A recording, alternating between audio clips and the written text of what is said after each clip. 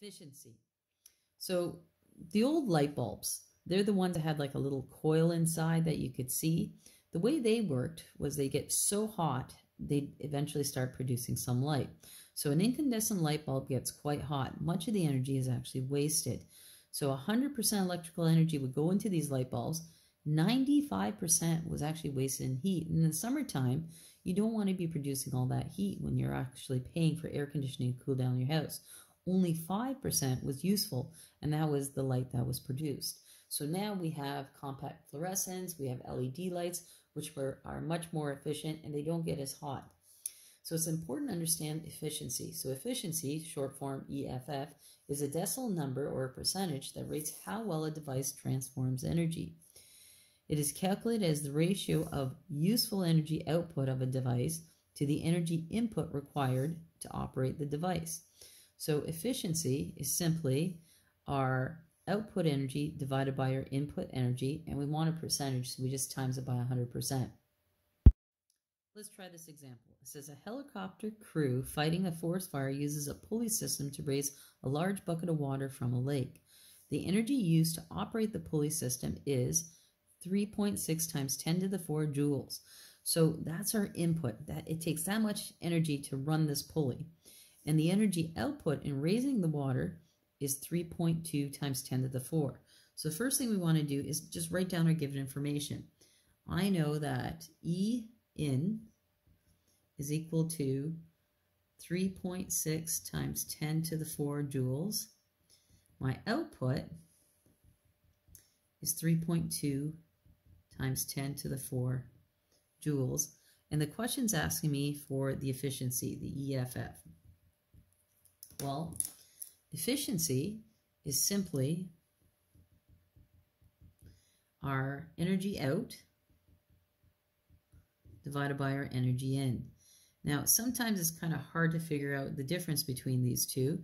A simple trick is to realize your input's always going to be the bigger number. So you're always going to go the smaller number divided by the bigger number. Let's plug in what we know. So we know it's going to be 3.2 times 10 to the 4 divided by 3.6 times 10 to the 4. And that gives me, we also have to multiply that by 100%, 0.89. And when we times it by 100%, I get 89%.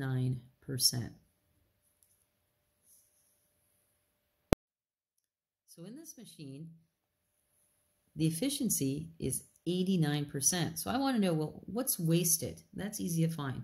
So the wasted energy is basically equal to 100 subtract the efficiency. So it'll be 100 subtract our 89%,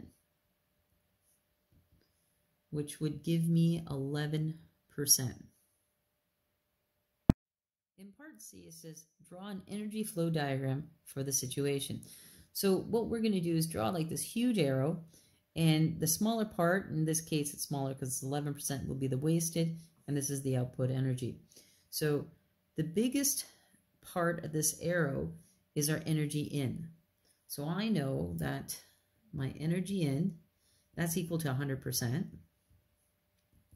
And in this case here, my energy in was 3.6 times 10 to the 4 joules.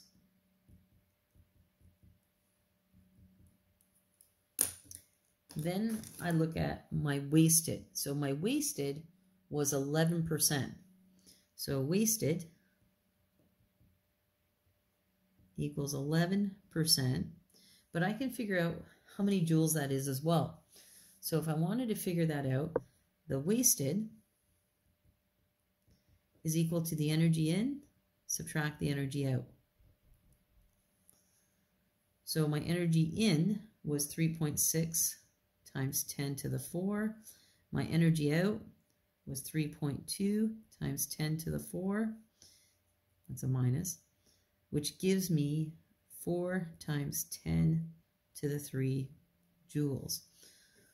So my wasted, I can also write in joules, not just a percent, is 4 times 10 to the 3 joules.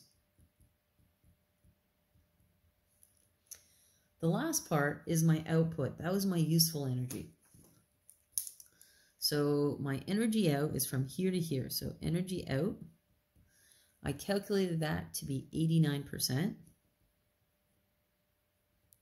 And I know that's 3.2 times 10 to the 4 joules. Here's another example for efficiency. So to lift a piano straight up into the back of the truck that's 81 centimeters above the ground is extremely heavy. So what we do is we set up the simple machine, which is a ramp, and we push it. We push it a greater distance so that we save on the force. So the ramp itself is 3 meters long, and it says the average force we need to push it is 1.5 times 10 to the 3. So when we solve any physics problem, we should start by writing down the given information. So I know that the force to push this up this ramp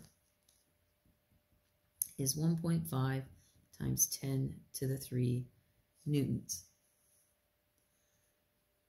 Then I know, well, how long is the ramp? Well, the ramp is a distance of 3 meters. And I want to know, well, how much work is it to push this up the ramp? Well, I know that work is equal to force times distance. So 1.5 times 10 to the 3 times my distance, which is 3 meters, gives me 4,500 joules. In part B, it says, calculate the efficiency of the inclined plane used to load the piano. Well, we know efficiency is equal to the energy out divided by the energy in. Well, to physically push this up in here, I've put in 4,500 joules. So that's my energy in. What was my end result? Well, my end result, I basically only lifted it 81 centimeters. So my output was, I raised it 81 centimeters, but to get it up that ramp, I had to use 4,500 joules. So let's write some of this down. So my energy in is actually equal to the work I put in, which is 4,500 joules. I also know that the mass of the piano is 350 kilograms. G is a constant, that's just 9.8 newtons per kilogram. I know my end result, the whole point of doing this is I wanted to raise it a height of 81 centimeters, which is the same as 0.81 meters. And basically I need the energy out and the energy in. I have my energy in to calculate the efficiency.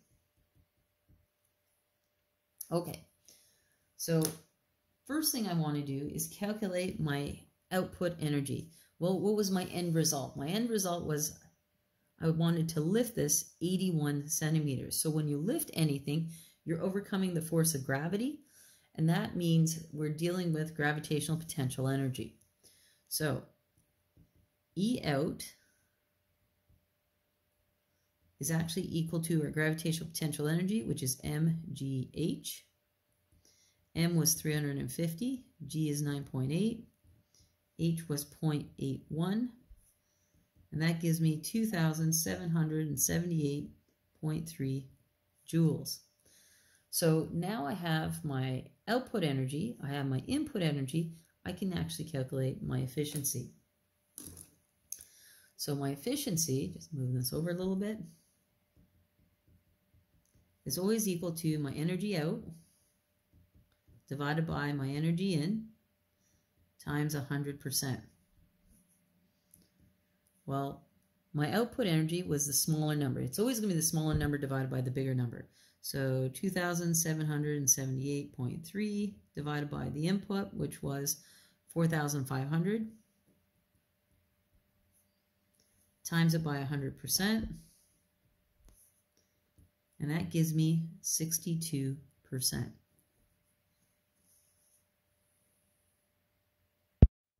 The final part of this says draw an energy flow diagram. So in an energy flow diagram, it's basically a big arrow which branches off with the waste and the output. So in the beginning, the whole width of this is just the energy input, which is always equal to 100%. And in this case here, it's 4,500 joules. What branches off is the wasted. So To calculate the wasted, move this over,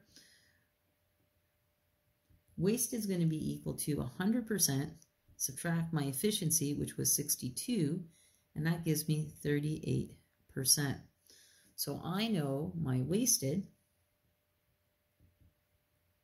is equal to 38%. I can also calculate that in joules, because wasted is also equal to the energy in, subtract the energy out.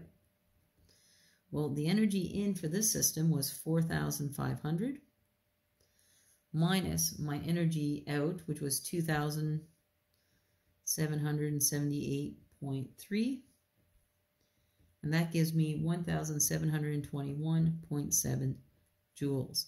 So I'm going to write that in as well. So that's equal to 1721.7 joules.